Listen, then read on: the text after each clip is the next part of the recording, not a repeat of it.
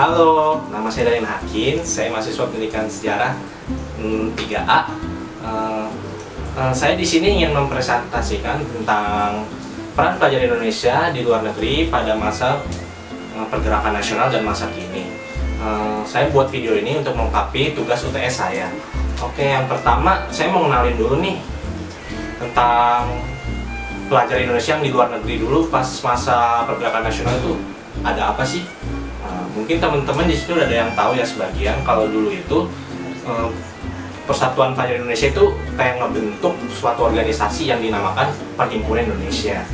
Nah, Perhimpunan Indonesia ini atau nama lainnya itu Indisch Vereniging itu didirikan di Belanda pada tahun 1908. Nah, para pelajar Indonesia di negeri Belanda ini mendirikan organisasi ini yang dikepalai oleh awalnya itu ada Sultan Kasarjangan Soripada dan sama R.M. Noto Suroto. Nah, pada saat Cipto Mangunkusumo dan Suwadi Surajiningrat atau yang kita lebih kenal dengan Ki Hajar Dewantara masuk pada tahun 1913, mulailah mereka memikirkan mengenai masa depan Indonesia. Nah, jadi semenjak si Cipto Mangunkusumo sama Ki Hajar Dewantara itu masuk, organisasi ini kayak lebih mementingkan suatu tujuan kemerdekaan bangsa Indonesia. Jadi dia itu kayak mau banget gitu Indonesia itu lepas dari jajahan Belanda. Nah, mereka ini mulai menyadari gitu betapa pentingnya organisasi tersebut sebagai bangsa Indonesia. Nah, semenjak itulah Vereniging ini masuk kancah politik. Nah, jadi pada saat Ki Hajar Dewantara sama Cipto Mangunkusumo ini masuk ke Perhimpunan Indonesia, baru dia ini berfokus pada politik organisasinya. Nah, pas waktu si Ki Hajar Dewantara dan Cipto Mangunkusumo itu masuk, dia juga sempat terbitin surat kabar nih yang namanya Hindia Putra. Tetapi yang anehnya itu kenapa sih di Hindia Putra itu tulisannya tidak ada muatan-muatan politiknya sama sekali? Oke, setelah itu kita lanjut nih. Pada September 1922, saat pergantian ketua antara Dr. Sutomo dan Herman Kartawisastra, organisasi ini berubah nama menjadi Indonesisch Vereniging. Saat itu istilah Indonesia dan kata sifat Indonesia sudah tenar digunakan oleh para pemerkasa politik etis. Nah, para anggota Indonesia ini juga memutuskan untuk menerbitkan kembali majalah Hindia Putra dengan ini nih, salah satu tokoh yang mungkin sudah nggak asing lagi didengar, yaitu Muhammad Hatta atau sebagai wakil presiden pertama di Republik Indonesia. Sebagai pengasuhnya itu Muhammad Hatta. Nah, majalah ini terbit 2 bulan dengan 16 halaman dan biaya langganan seharga 2,5 gulden per tahun. Penerbitan kembali Hindia Putra ini menjadi sarana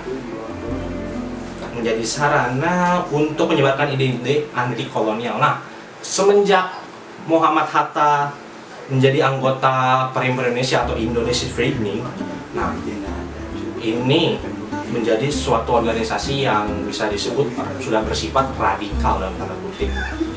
Nah, dalam 2 edisi pertama, Muhammad Hatta menyumbangkan tulisannya kritik mengenai praktik sewa tanah industri gula Hindia Belanda yang merugikan petani. Nah, pada tahun 1923 saat Iwa Kusuma Sumantri menjadi ketuanya, Indonesia mulai menyebarkan ide non-koperasi yang mempunyai arti berjuang demi kemerdekaan tanpa kerjasama dari pihak Belanda. Nah, jadi mulai pas di saat ketuanya itu Iwa Kusuma Sumantri ini, Perhimpunan Indonesia ini udah kayak sebuah organisasi itu yang udah tahap radikal banget itu. Nah, jadi dia itu kayak menguatkan ide-ide yang non-koperasi terhadap Belanda. Jadi sama Belanda itu sudah bersifat menentang banget deh. Intinya emang mau tujuannya untuk Indonesia merdeka.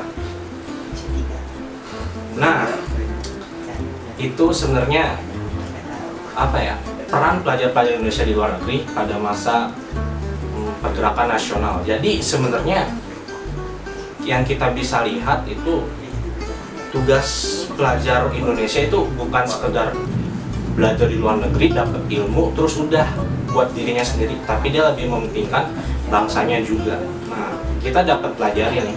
Kalau buat refleksinya untuk saat ini, mungkin pelajar-pelajar Indonesia di luar negeri itu sudah terhitung jumlahnya udah nggak sedikit lagi ya. Kayak misalnya pelajar-pelajar Indonesia di luar negeri itu tugasnya udah nggak kayak dulu lagi pas masa pergerakan nasional.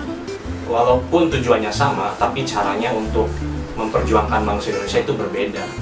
Untuk saat ini, kita yang pasti kenal itu kayak pelajar-pelajar Indonesia yang ada di luar negeri itu yang menjadi konten kreator di YouTube kan. Misalnya ada Jerome Pauline, terus Gita Sapitri.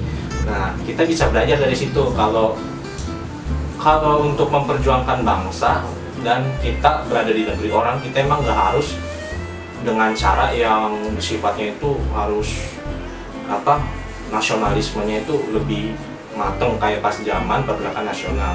Nah, mereka itu punya cara yang lebih ibaratkan tuh lebih kekinian lah di generasi-generasi milenial. Nah, ini menandakan bahwa peran pelajar Indonesia pada saat ini yang sedang menempuh studi di luar negeri itu nggak selalu dengan cara-cara yang ibaratkan dia berjuang buat mengharumkan nama bangsa, itu nggak seharusnya dengan cara-cara yang ibaratkan kayak pahlawan terdahulunya. Nah, ibaratkan kan yang tadi dibilang mereka menjadi konten kreator dan dia itu mau mempromosikan Indonesia kepada dunia luar. Nah, itu sebenarnya tugas yang kita harus lakuin nih sebagai generasi muda pas saat sedang menempuh studi di luar negeri gitu. Kita jangan sampai lupa identitas bangsa kita sendiri. Nah, itu intinya. Dan untuk masa depannya, apa sih refleksi yang kita bisa pelajarin dari sejarah ini tentang peran pelajar Indonesia yang ada di luar negeri?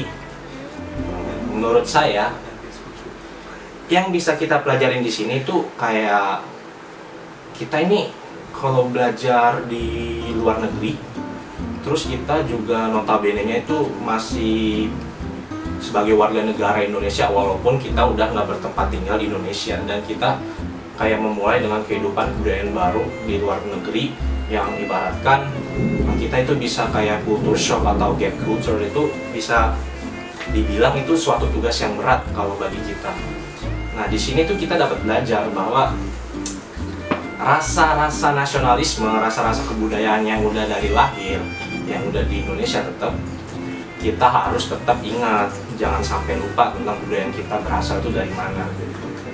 Nah, ini yang bisa dibilang menurut saya suatu refleksi tugas pelajar Indonesia pada masa pergerakan nasional sama sekarang dan masa depan itu tujuannya tetap sama, tapi dengan cara yang berbeda. Kalau pas masa pergerakan nasional kita pakai cara yang tadi udah dijelasin.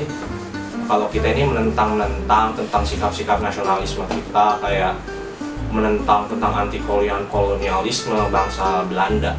Nah, kalau untuk saat ini kita lebih mempromosikan negara kita dan kita pengen nyari eksistensi gitu di panggung dunia biar negara kita itu bisa dilirik lebih dalam lagi sama bangsa-bangsa lainnya.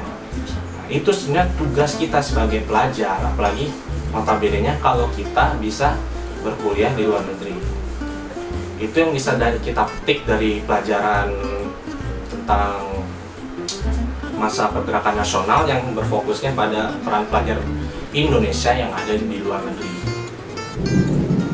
Nah, mungkin segitu aja dari saya ya.